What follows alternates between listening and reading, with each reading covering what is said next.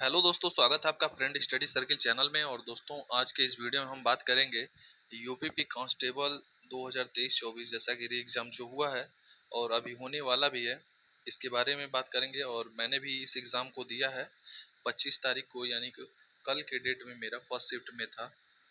और दोस्तों, इस एग्ज़ाम के माध्यम से बहुत सारी चीज़ें आप लोग के डाउट जो हैं क्लियर होने वाले हैं।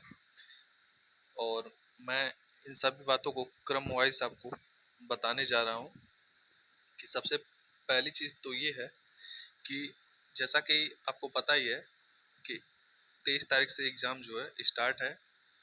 और जो पहले दिन का पेपर था, जब वो पेपर लड़कों ने देकर आया, उसके बाद सेकेंड शिफ्ट फिर 24 को स्टूडेंट ने पेपर दिए।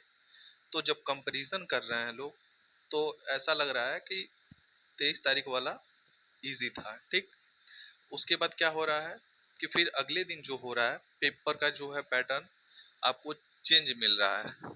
यानी कि मान के चलिए कि पहले दिन में यदि कोई भी लड़का होगा, यदि 110 प्लस कर रहा है, तो अगले दिन 5 क्वेश्चन मान कर चलिए कि उसका कम ही हो पा रहा है। ठीक है, फिर क्या हुआ कि 25 तारीख को भी यही हाल हुआ कि यदि मान लीजिए आपने पेपर को देखा और आपको लगा कि नहीं, इसमें भी हम सेफ स्कोर जो है 100 प्लस ही खेलेंगे, 110 प्लस आराम से खेल लेंगे।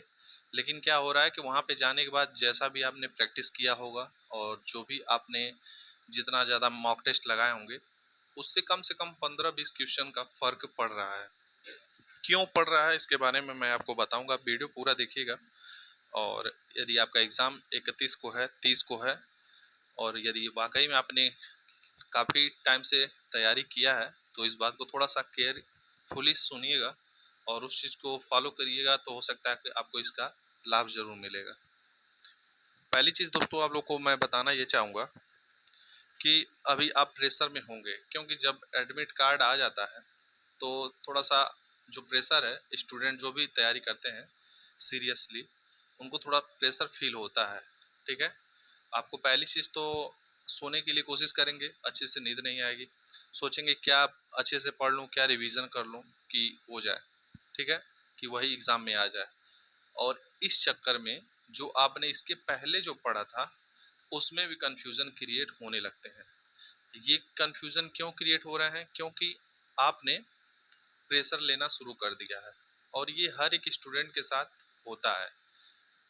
किस स्टूडेंट के साथ ये नहीं होगा, तो मैं आपको बता देता हूँ। 2 स्टूडेंट के साथ बिल्कुल नहीं होगा। पहला, वो स्टूडेंट जो कहीं पे कमा खा रहा है और बहुत ही लोड नहीं लिया है एग्ज़ाम को, वैसे ही जाएगा, पेपर देगा और नॉर्मली थोड़ा बहुत तैयारी किया है, तो वो नहीं लेगा कि हाँ, हुआ तो हुआ, नहीं हुआ तो कोई बात नहीं। और दूसरा, कहीं वो जॉब कर रहा है, यानी मान के चलिए वो किसी और गवर्नमेंट जॉब में होगा, लेकिन सोच रहा होगा कि इस पेपर को दे लें और देखते हैं मेरी क्या पोजीशन है, कैसा मैं पेपर दे ले रहा हूँ कि नहीं दे ले रहा हूँ, मेरे नंबर कितना आ रहा है, तो वो भी विदाउट प्रेशर ही पेपर देगा।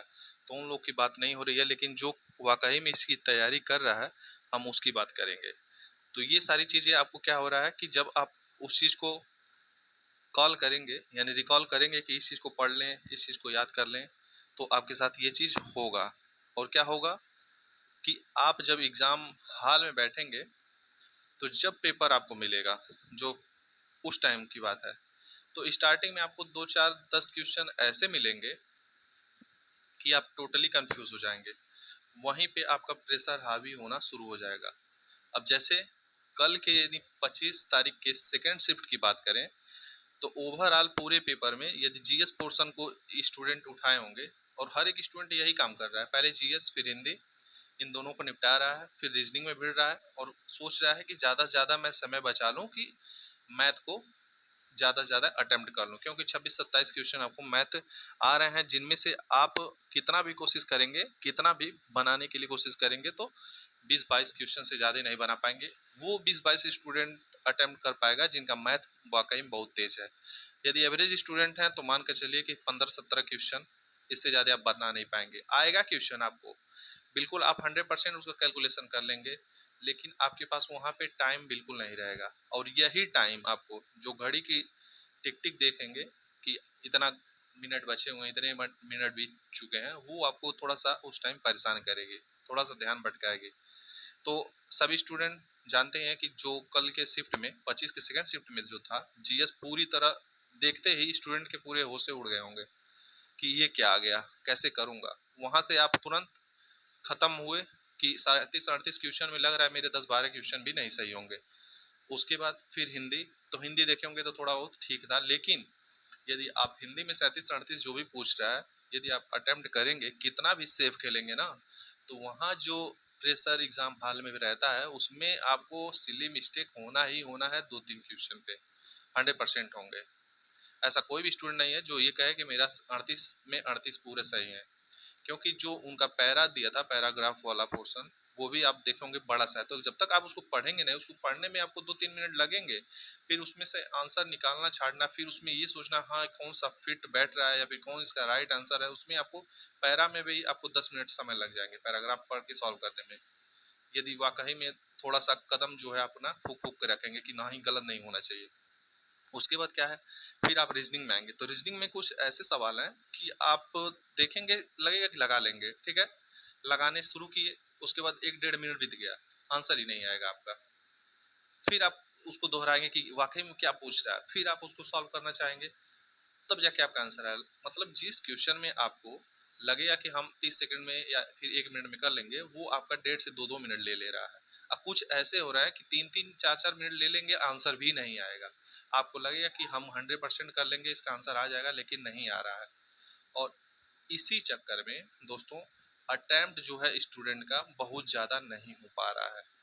वाकई में इस बात को आप लोग केयरफुली सुन लीजिए कि आपको लगेगा कि एग्ज़ाम जैसा कि क्या है ना, जो पहले के पेपर हुए थे तो उसके अकॉर्डिंग स्टूडेंट तैयारी किए हैं कि यूपीपी का पेपर है, कुछ नहीं तो 120 प्लस तो अटेम्प्ट हो ही जाएंगे, काट पीट के 115 हो जाएंगे। 130 कोई अटेम्प्ट करता था, कोई 135 करता था, कोई 140 तक पहुंच जाते थे स्टूडेंट। लेकिन उसमें गलतियां भी तो होती हैं, कितना भी सेफ खेलेंगे तो 10-20 गलती निकलता ही निकलता है। यदि 140 अटेम्प्ट कर रहे हैं तो आपसे 10-15 क्वेश्चन 100% गलत निकलेंगे, कितना भी अच्छे से आप सेफ सेफ खेल लीजिए। हो सकता है कि आप रीजनिंग में कोई लॉजिक अलग लगाए हो और एग्जाम वहाँ पे जो है आए रूम पे चेक किए, अरे ये लॉजिक नहीं था, ये था, इसका आंसर ये होना चाहिए, कोई स्टूडेंट बताया, फिर या फिर यूट्यूब पे आप देख रहे हैं टीचर्स जो हैं सॉल्व करवा रहे हैं फिर वहाँ पे। तो ऐसे करने में भी यदि आप मान के चलिए 40 रीजनिंग अटेम्प्ट कर रहे हैं तो उसमें 3-4 क्वेश्चन निकल जा रहे हैं, निकल जा रहा है वाकई में। और कुछ ऐसे हैं कि बड़े बड़े सवाल हैं, पढ़ेंगे फिर उस चीज़ को समझेंगे कि वाकई में पूछ क्या रहा है, फिर उसको आप सॉल्व करेंगे, ठीक है। तो इन सारी चीज़ों में आपका समय वाकई में जा रहा है। और उसी बीच में दो चीज़ें और आपको डिस्टर्ब करने वाली हैं। पहली चीज़ ये है कि उसमें आपको आएंगे सिग्नेचर करवाएंगे, फिर आपका चेक करेंगे, उसमें आपका कम से कम 1 मिनट जाएगा, ये मान कर चलिएगा। उसके बाद उसी बीच में आपको कोई ना कोई टैबलेट लेकर आ जाएगा, आपका फोटो खींचेगा, उसके बाद उसमें भी लगभग हमको लग रहा है कि 1 मिनट लग जा रहा है, ठीक है। तो इन दोनों प्रोसेस में 2-3 मिनट तो यही लोग ले ले रहे हैं। फिर उसी बीच में आपको क्या करना है कि सबसे जो मेन पॉइंट है, आपको क्वेश्चन को कैसे अटेम्प्ट करना है ये आपको मैं बताना चाहूँगा। पहले आप हिंदी उठाइए, क्योंकि हिंदी इजी आ रहा है, इससे आपको कॉन्फिडेंस डेवलप होने वाला है। पहले हिंदी उठाइए और ये मान कर चलिए कि आपको 38 नहीं करना है। जो 1-2 क्वेश्चन डाउट बन रहे हैं बिल्कुल छोड़ दीजिएगा, क्योंकि वो आपको नुकसान ही देंगे। जो आप पॉजिटिव नंबर पाए रहेंगे उसमें आपको ये निगेटिव देंगे। तो आप हिंदी अटेम्प्ट करिएगा पहली चीज़। फिर जीएस में जो आएगा वो करिएगा। और यदि मान लीजिए 10 क्वेश्चन आपको नहीं आ रहा है, तो आपको लग रहा है कन्फ्यूज़न है या फिर इसका प्रोबेबिलिटी ज़्यादा है, तो ऐसे करके बहुत ज़्यादा आप टच मत करिएगा। मतलब 50-50 करिएगा, सॉल्व कीजिएगा, लेकिन बहुत ज़्यादा आपको तुक्का नहीं मारना है, क्योंकि उससे आपको नुकसान ही होगा। तुक्का तभी मारिए जब आपको लगे कि हाँ कोई दिक्कत नहीं है, होगा होगा, नहीं होगा कोई दिक्कत नहीं है।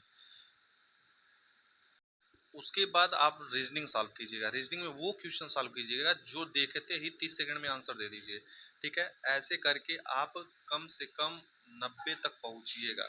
बिल्कुल आप लोग 90 तक पहुंचिएगा, आपके 85-90 हो जाएंगे, ठीक है।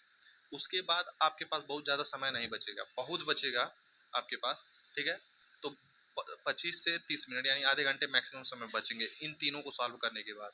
क्योंकि टाइम मैनेजमेंट ही इसमें सबसे बड़ा फैक्टर है, वही नहीं मैनेज हो पा रहा है। वहाँ पे क्वेश्चन आते हुए भी आप नहीं कर पाएंगे, आपके भरते भरते टाइम भी आपको टाइम लग रहा है। उसमें यदि आप टोटल मान के चलिए 120 अटेम्प्ट भी करेंगे ना, तो कम से कम आपको 15 मिनट लग जाएंगे भरने में। लेकिन आप एक काम करिएगा, साथ साथ भरते चलिएगा। एक सेक्शन की हिंदी की तुरंत हिंदी भर लीजिए, जीएस की जीएस तुरंत भर लिए, रीजनिंग की रीजनिंग भर लिए। फिर उसके बाद अपना जो बचा हुआ है एक बार उसको क्रॉस चेक करके और सेफ सेफ खेल कर, जैसे मैथ है तो मैथ यदि आप अच्छे स्टूडेंट हैं यानी मैथ आपको अच्छी तरह से आता है तो आप अच्छा खासा मैथ में स्कोर करेंगे।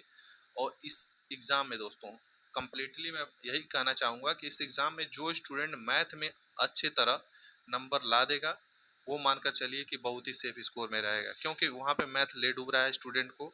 क्योंकि रीजनिंग में भी कुछ ऐसे क्वेश्चन है जो लॉजिक मतलब फिट तो हो रहे हैं लेकिन टाइम लग रहा है। आप लगा लेंगे नो डाउट, लेकिन उसमें आपको टाइम लगेगा। मेन टाइम का ही फर्क है।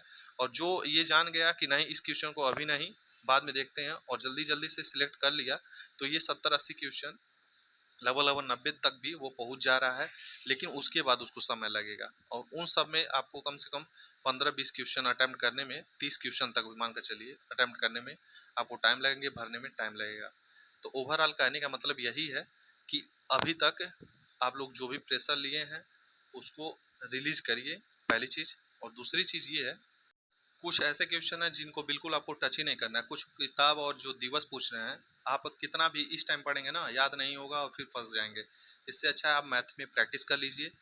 मैथ में जितने भी पेपर हुए हैं उनका बस प्रैक्टिस कर लीजिए। लास्ट में मैं बस यही आपसे कहना चाहूँगा कि मैथ का प्रैक्टिस कर लीजिए। जीएस हिंदी रीजनिंग आप कर ले जाएंगे, बस आपको धैर्य बनाकर करना पड़ेगा। मैथ का जो भी समय बचा हुआ आप केवल उसमें आप मैथ की प्रैक्टिस कर लीजिए। वीडियो बहुत ज़्यादा बड़ा हो रहा है, इसके लिए मैं कट ऑफ के लिए अलग से आपको बताऊंगा कितना मैक्सिमम कट ऑफ जा सकता है। धन्यवाद।